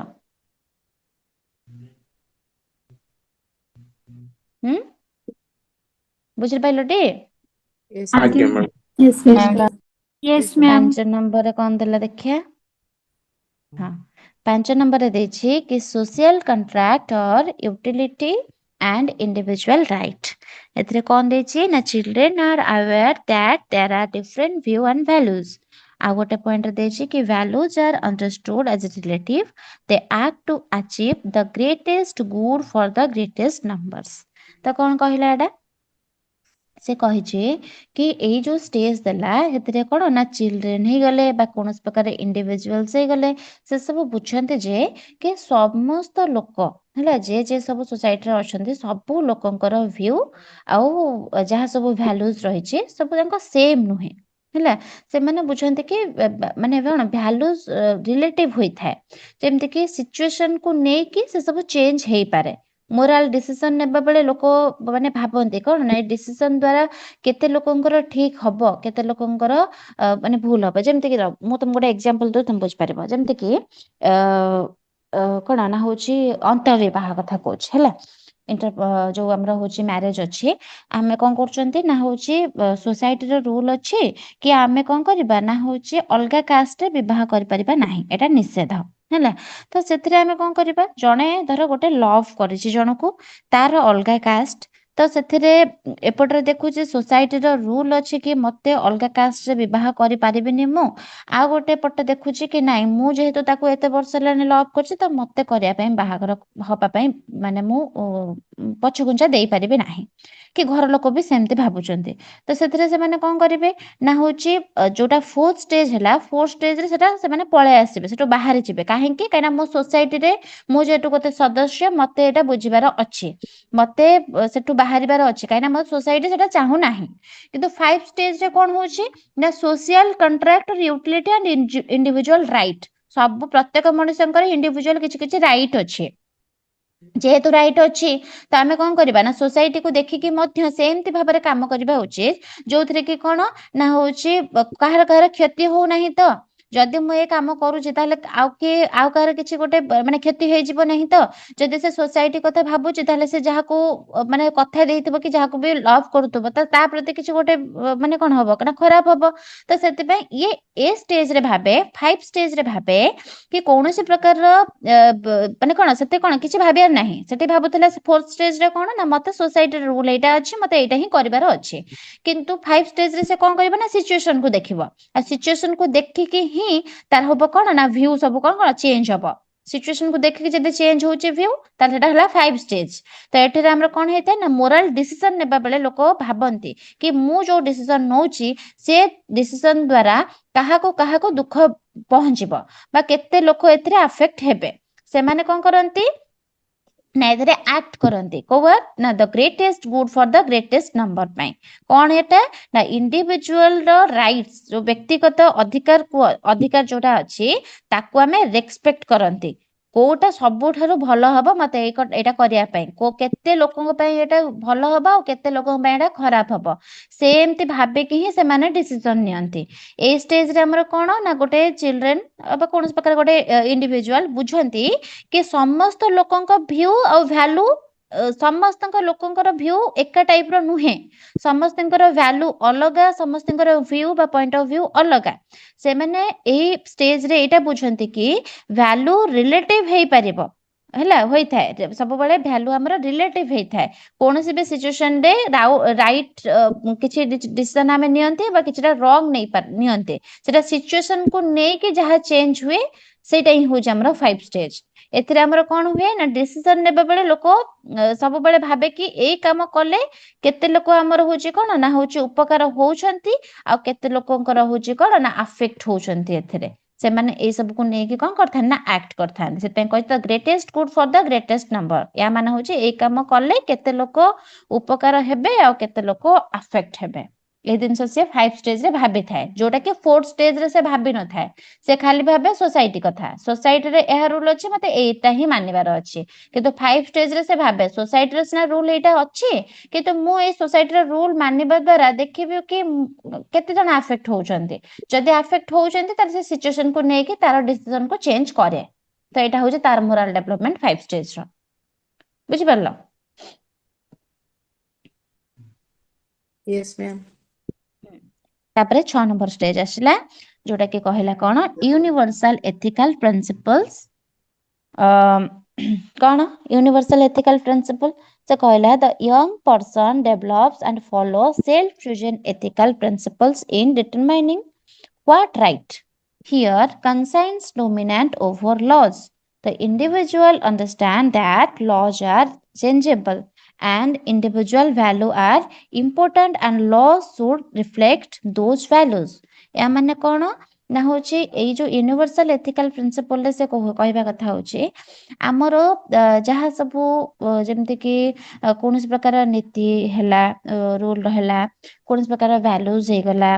बा मूल्यबोध हे गला जहाँ समस्त लोक समस्त समाज से समस्त कौन ना ठीक हबो हैला समस्त केमती भावनाटा ठीक रहिबो यूनिवर्सल एथिक प्रिंसिपल कहबा जदि आमे या माने कोन ना कोन प्रकार ट्रुथ हे गला जस्टिस हे गला इक्वालिटी हे गला कि हमर ह्यूमैनिटी हे गला ए सब परिमूल्य मूल्यबोध बा कोन प्रकार प्रिंसिपल लॉ ठारू एटा होची सबले कोन ना ऊपर रहिता हैला लोक माने कोन करछंती ना डिसीजन नेउछंती निज आत्मबोध को नेकी बा कॉन्सेंस को नेकी से नौछंती आ लॉ जो जहाँ भी किसी लॉ अच्छी जदि से लॉ भूल किंबा अनफेयर जदि थाए लोक कौन करथाए ना होची एथिकल प्रिंसिपल को फॉलो करे कौन से प्रकार एटा होची आमे केमिति कोन एटा को चेंज करि परिबा से दिगरे से माने कोन करंती ना होची मुंड खटांती जेमति कि देखो बहुत दिन तुम यदि पॉलिटिकल साइंस पढ़िथिबो कि सोशियोलॉजी पढ़िथिबो ताल जानिथिबो हमर बहुत सारा समालोचक थांती हैला समालोचना करथांती सेटा को माने करथांते ना हमर यंग जनरेशन र पिला माने ही करथांते कना जो गुडा आगुरु रही जायछि जो सब रूल आगो लोक माने कोन करते ना सेई गुडा को ही पालन करी करी चलथांते आ नेक्स्ट जनरेशन को मध्य से माने कहंते कि हां ए गुडा को पालिबा पाई किंतु हमर जो सब यंग जनरेशन र पिला हे गले यंग पर्सन सब हे गले से माने कोन करंती ना तांकर निजे चूज करथांते कोनसे प्रकार गोटे एथिकल प्रिंसिपल जहा कि कोन समस्त पई गोटे सोसाइटी पई भी ठीक हेथिबो आ गोटे पिला मानक पई भी गोटे ठीक हेथिबो से निजे निजे कोन करथांते ना कॉन्साइंस करथांते से सब माने कोन ना सेटा को समालोचना करिकि गोटे नुआ करिकि छोटे रूल बाहर करथांते जोटा कि चेंज करथांते जहा इंडिविजुअल पई इंडिविजुअल वैल्यू पई इंपोर्टेंट हेथै पारे आ गोटे होची कोन ना होची गोटे